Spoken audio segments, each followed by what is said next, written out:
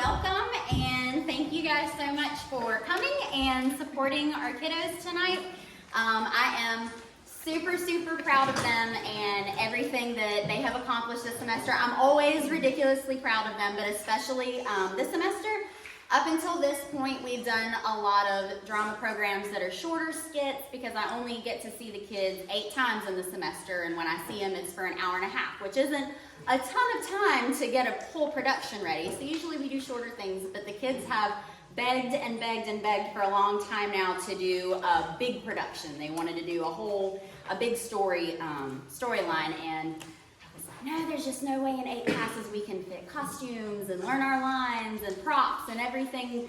And they kept asking, so finally I was like, all right, let's see if you guys can rise to the challenge. And they did. I don't even know why I'm surprised, because they always do awesome.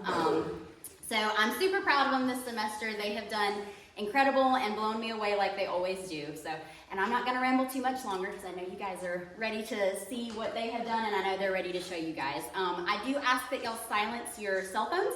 We are recording, so if you could just turn those off or turn those on silent, and I hope you guys enjoy the show.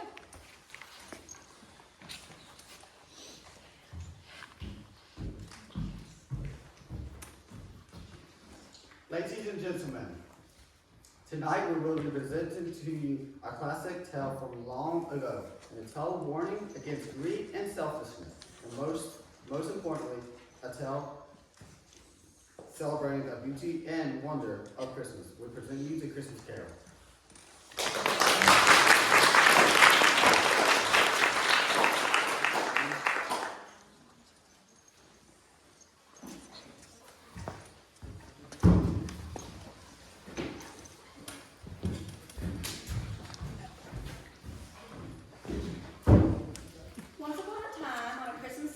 Old Scrooge sat busy in his counting room. Merry Christmas, Uncle. Bah, humbug. Christmas? Humbug, surely you don't do that. I do. Every fool goes out saying Merry Christmas tree before with his own pudding show. Uncle! At least you celebrate Christmas in your way, and let me celebrate it in mine. Celebrate it, but you don't celebrate it. Let me leave it alone then. What good has celebrating Christmas ever done for you? I always thought of Christmas time as a good time. A kind, cheerful, forgiving, and loving time. So even if someone never put a scrap of gold or silver in my pocket, I believe that has done me good and it will do me good. Good afternoon. Merry Christmas! Good afternoon. And Happy New Year! Good afternoon. His niece left the room without an angry word, but in leaving, she had let yet another person in. Ah, Mr. Scrooge, at this festive season of the year, don't you think we should help the poor who suffered greatly during this year? A few of us are trying to raise funds to buy the poor some meat, some drink, and keep them warm. What should I put you down for? Nothing. You wish to be anonymous? You know what I wish? I wish you left alone. I don't make merry myself on Christmas, and I can't afford to make others merry. I pay for the prisons and the workhouses. Those cost enough, and those who are badly off must go there. Many can't go there, and many would rather die. If they would rather die, they'd better do it. Huh.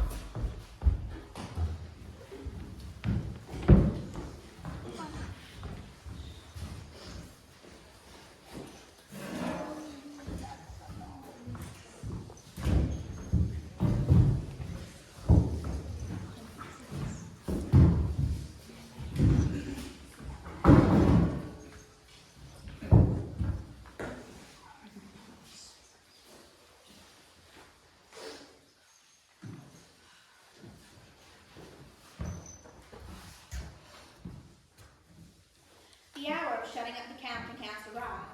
Scrooge had eaten his melancholy dinner and had gone home to bed. Now there's nothing special about the knocker on the door of his house, except that it is very large. Yet Scrooge, having his key in the knocker of the door of his house, saw not a knocker, but his old partner Marley's face. As Scrooge looked again at this, it was once more a knocker. He said, I must be seeing things. and closed the door to bang. The sound resounded through the house like thunder, but Scrooge was definitely not a man to be frightened by echoes. He fastened the door and walked across the hall and up the stairs. Up Scrooge went, not caring at all that it was very dark. In fact, Scrooge told himself, Darkness is cute. I like the dark. and locked himself in his room, double-locked himself in, which was not his custom. He put on his nightcap and sat down. As he sat, his glance happened upon a bell that hung in the room. It was with great astonishment and with a strange dread that he saw this bell begin to swing. Soon it rang out loudly, and so did every bell in the house. This was succeeded by a clanking noise. Deep down below, as if some person were dragging a heavy chain over the casks in the wine merchant's cellar. Then he heard the noise much louder, on the floors below, then coming up the stairs, then coming straight towards his door. It came on through the heavy door, and a specter passed into the room before his eyes, and upon its coming in, the dying flame leaped up as though it cried, "I know him, Marley's ghost." What do you want with me? Who are you? In life, I was your partner, Jacob Marley. The ghost sat down opposite the fireplace, as if he were quite used to this. You don't believe me? I don't. Why do you doubt your senses? Because a tiny thing affects them. It might be a bit of undigested beef, a lot of mustard, some bad cheese, a fragment of an underdone potato. You're more common with gravy, and they brave whatever you are. The spirit raised a frightful cry. Mercy, triple admiration. Why do spirits walk the earth, and why do they come from me? It is your cry of every man that his spirit should travel in love far and wide. If he doesn't in life, he's condemned to do so today. I cannot rest, stay, or linger anywhere. My spirit never walked beyond our counting house for the love of money. So weary and lonely journeys lie before me forever. Scrooge was very much dismayed to hear the spectre going on at this rate, and began to quake exceedingly.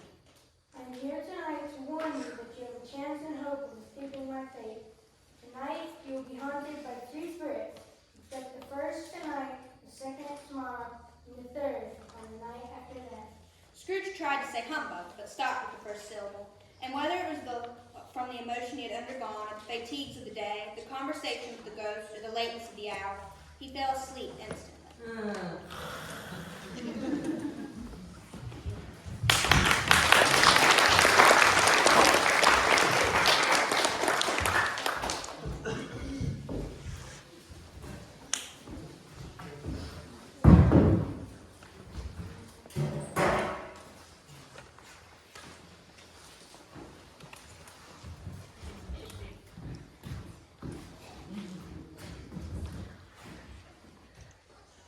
When Scrooge awoke, the church clock tolled deep, dull, and hollow.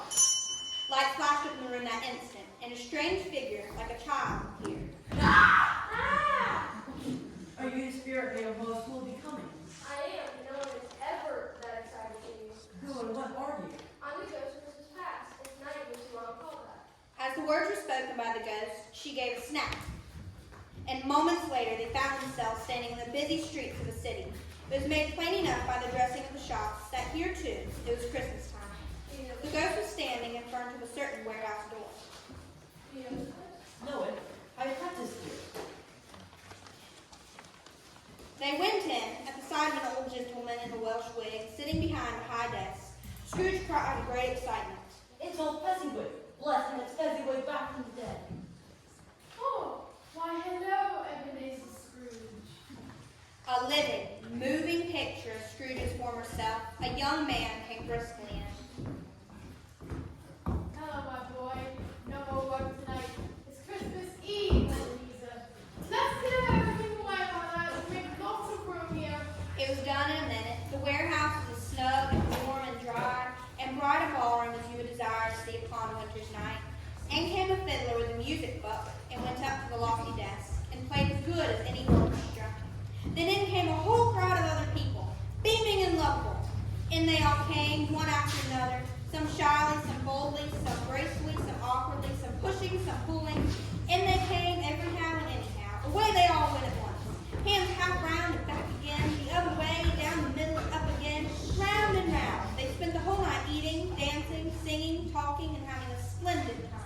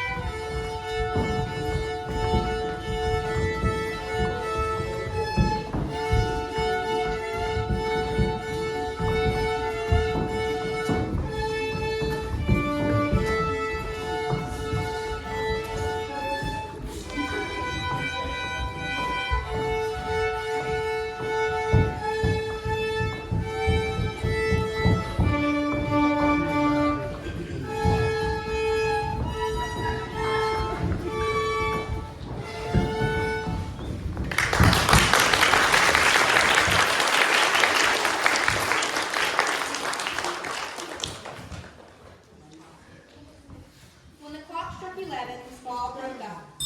Mr. Fezziwig wishing them all a Merry Christmas as they left.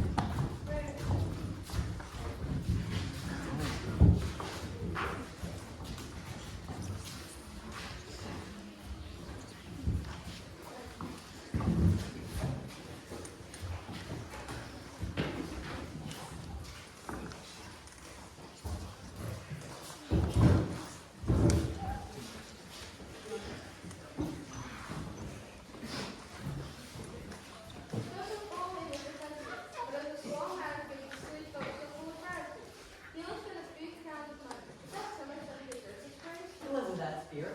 He had power to make us happy or unhappy, to make work a pleasure or a burden. His work was a word and look that makes it possible at encounter. The happiness he gave is as great as it cost a fortune. The spirit, call me no longer, move me from this place. As he struggled with the spirit, he was conscious of being exhausted, overcome by an irresistible drowsiness, and further, being in his own bedroom. He barely had time to get to his bed before he sank into a heavy sleep.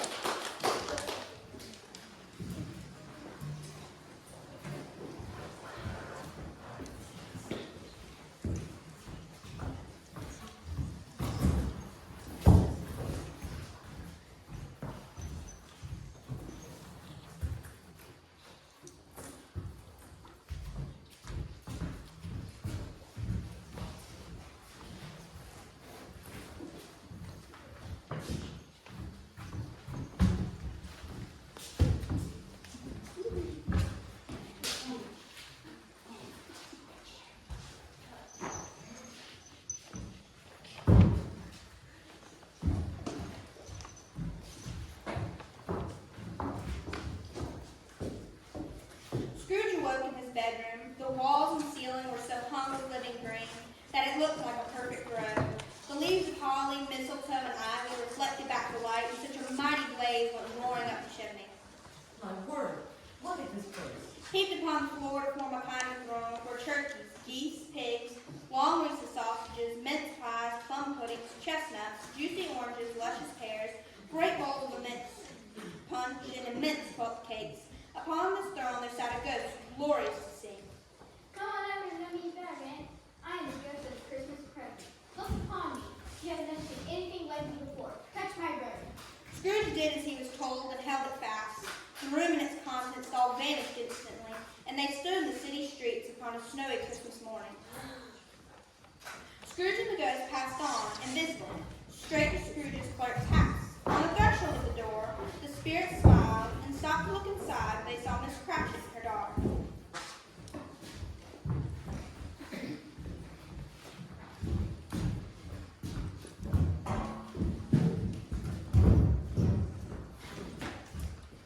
What could possibly have your precious father taken stolen? And your brother, Tiny Tim?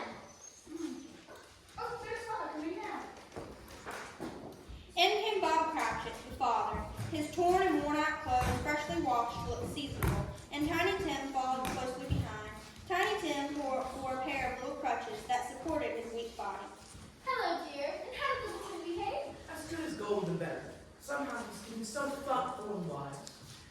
On the way home, he told me that the cook people saw him because of his leg, so people would remember who made blind men see and lame beggars walk. Oh, my precious boy. Well, let's not dally any longer. We have a Christmas feast to prepare. The daughter went to fetch a small turkey, with which she soon returned. Miss Cratchit made the gravy and mashed the potatoes, while Bob sweetened up the applesauce and dusted off the plates. Tiny Tim sat in a tiny corner, where everyone else soon joined him. Is that all they have to eat? There are 4 of them. That tiny little bird would hardly feed me. This is all they can afford from that piece of salad and potatoes, Cratchit. At last, the dishes were set and grace was said. It is succeeded by a breathless pause as Miss Cratchit carved the turkey. A murmur of delight arose all around. And even Tiny Tim feebly cried. Look at all the wonderful food to eat. I can hardly wait. We even have gravy for the mashed potatoes this year. And what a lovely applesauce, dear. Truly, we have so much to be thankful for. As they ate their humble Christmas feast and chestnuts crackled on the fire, the Cratchit family was happy, grateful, pleased with one another and content. When they faded, they looked happier yet. Scrooge had his eye upon them, especially on Tiny Tim until the last. But the whole scene passed on, and he and the spirit were again upon their travels. Much they saw and far they went, many homes they visited, but always with a happy end. Suddenly, as Scrooge stood in an open place, the bell struck. Scrooge looked around for the ghost, but she was no longer there. As the bell ceased to vibrate, Scrooge remembered the prediction of old Jacob Marley. Lifting up his eyes, he beheld a solemn phantom, draped and hooded, coming like a mist along the ground towards him.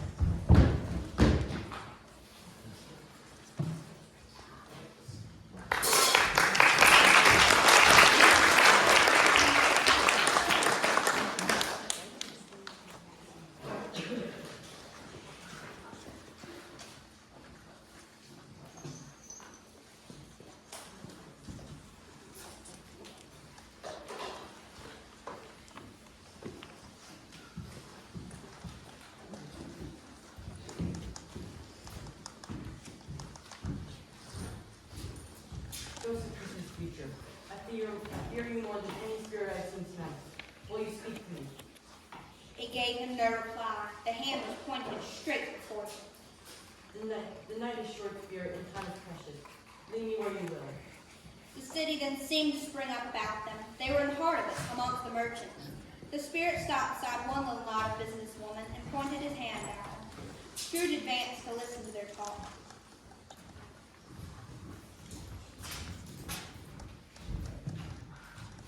I don't know much about it either way. I only know he's dead. When did he die? Last night, I believe. What did he do with his money? I haven't heard he didn't have any friends or family. Well, he didn't leave it to me. That's all I know.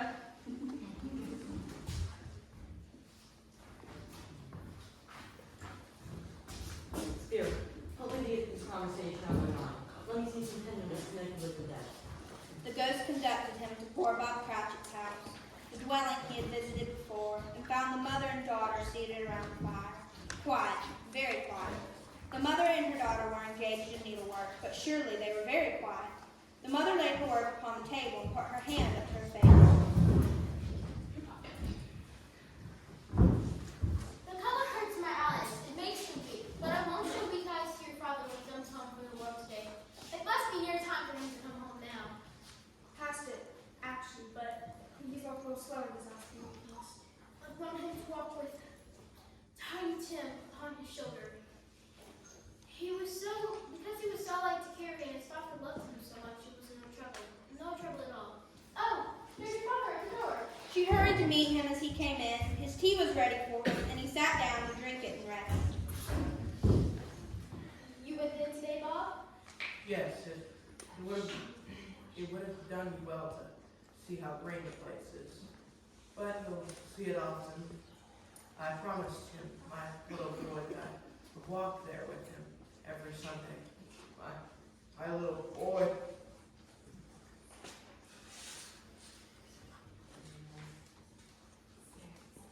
Spirit, something tells me, Spirit, something tells me that our praying moment is at hand.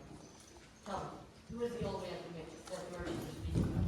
The ghost of Christmas future brought him to this dismal, wretched, ruinous churchyard. The spirit stood among the graves and pointed down to one. Scrooge crept towards it, trembling as he went. Following the finger, he read upon the stones of the neglected grave his own name, Ebenezer Scrooge. Oh no, Spirit, please tell me that I can yet change this. I'll not be the man I was. I won't be the man I will have been. I'll keep Christmas in my heart and try to cherish it all year long. Please tell me I can yet change this fate. Holding up his hands in one last prayer to have his fate reversed, he saw the phantom's hood just vanish. Then he heard the call of the clock bell, and fell instantly into a deep sleep.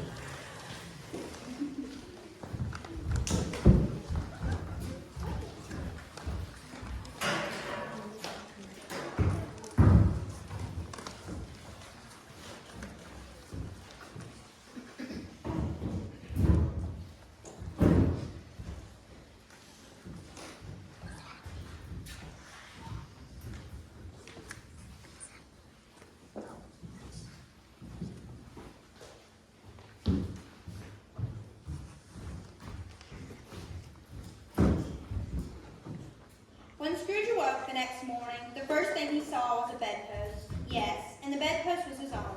The bed was his own, the room was his own. Best and happiest of all, the time before him was his own, to make amends in. He heard the church bell ring out the most beautiful chimes he'd ever heard.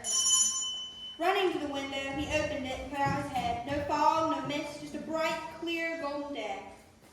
What day is today? Today? Cried Scrooge, calling downward to a little girl playing in the street nearby. What's that? What day is it today, young lady? Today? Why? It's Christmas Day. Christmas Day. I haven't missed it. It's sweet little girl. You know the poultry shop on the next street at the corner. I hope so. I live here. A remarkable girl. An intelligent girl. Tell me, do you know whether they've sold the prize turkey that I was hanging up? The big one. The one that's with me? Yes, that's the one. Yeah, it's hanging there now. Is it? Go and buy it. Are you pulling my leg or something? No, I'm quite serious. Go and buy it and I'll give you a shilling. Come back in less than 5 minutes and give you half a crown. The girl was off like a shot. I'll bring it if I'm Cratchit. I'll never expect it. It's like twice the size of Tiny Tim.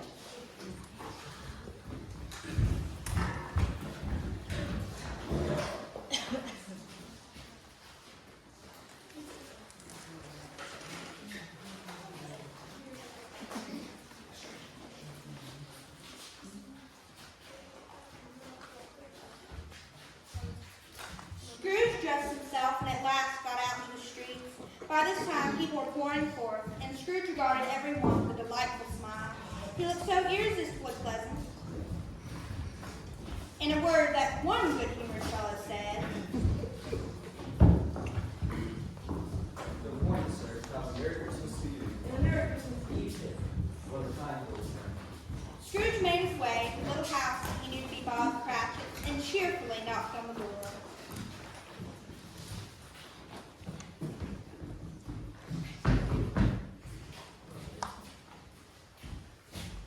Why, Mr. Scrooge. Merry humbug. What brings you here this afternoon? Morning. Hello, Bob. I have to talk to you. It's about work. Please, sir, it's Christmas Day. I made a mistake. I can do better tomorrow, but please, sir. Hush that now. Step this way, please. Listen, I'm not going to stand for this sort of thing anymore. Which is why, today, I'm going to raise your salary.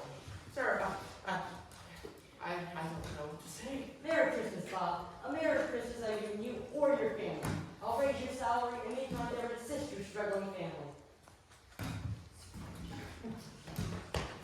Scrooge was better than his word. He did it all and infinitely more. To Tiny Tim, who did not die, he was a second father. He became as good a friend and as good a man as the good old city had ever known.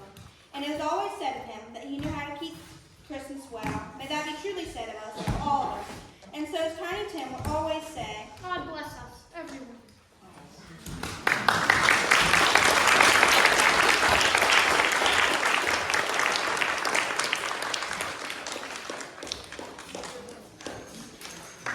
Nate Ratcliffe as the gentleman, Rebecca Payne as the young girl, and Alex Green as the visiting daughter.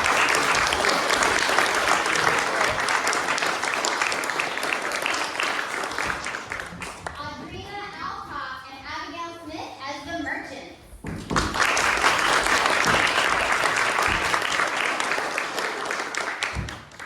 Eli Hudson is Jacob Marley, Kason Bird is Fezziwig, and Kirsten Anderson is the violinist.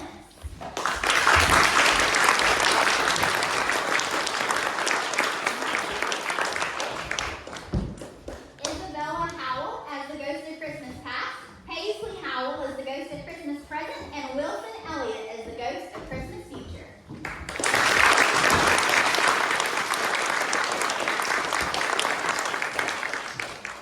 Wiley Leggett as Bob Cratchit, Olivia Brown as Mrs. Cratchit, Fawn Mills as Sister Cratchit and Denise, and Zach Waters as Tiny Tim and Young Scrooge.